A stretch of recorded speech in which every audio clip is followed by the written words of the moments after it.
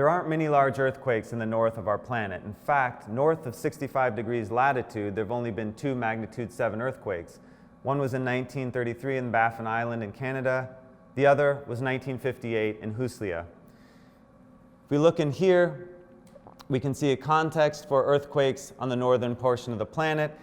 And zooming into the locator map, we see how far away Huslia is from the plate boundary. Again, a reminder that most earthquakes occur along the plate boundaries, but there can be large earthquakes that occur on faults that we don't really understand or haven't even been discovered until the earthquake occurs. So here we are 600 miles from the plate boundary, magnitude 7.3 earthquake. The Huslia earthquake is named for the nearby native village where it occurred. And like most native villages, the common construction is log. We can see featured in this photo here.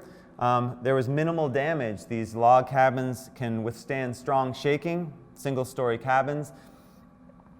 And we know something about, from the photograph and just the geological effects of this earthquake, from Neil Davis, who was a scientist at the time at University of Alaska Fairbanks. Davis had done his master's work at Caltech with Charles Richter, Bino Gutenberg. And at the time this earthquake happened, he was the lone seismologist sent out on flights to survey all the liquefaction and talk to the locals about the kind of damage. From the main headline, we see earthquake center near Hughes. This is a village near Huslia.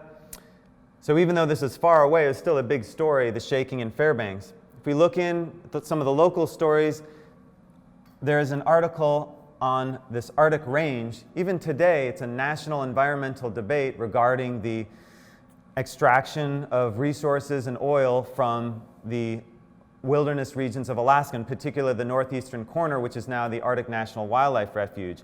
We're looking back here, 1958, and we can see this story. A committee has emphatically opposing withdrawal of 9 million acres in the northeastern corner of Alaska for an Arctic wildlife range unless provision is made for the right of entry thereon for prospecting, exploring, and developing said lands and their minerals, ores, gas, oil, and other petroleum products therein. This is the pre-oil boom in Alaska, and people are aware of trying to leave that land aside. To me, it's interesting that these sort of debates are spanning many generations here. We also see a story for a payment for North Pole School. North Pole had been homesteaded only 11 years earlier, in 1947, by none other than the parents of Neil Davis, the scientist who brought us a lot of the information about the damage effects in Huslia. So we see these connections to well-known pieces today, such as North Pole, a community just outside Fairbanks.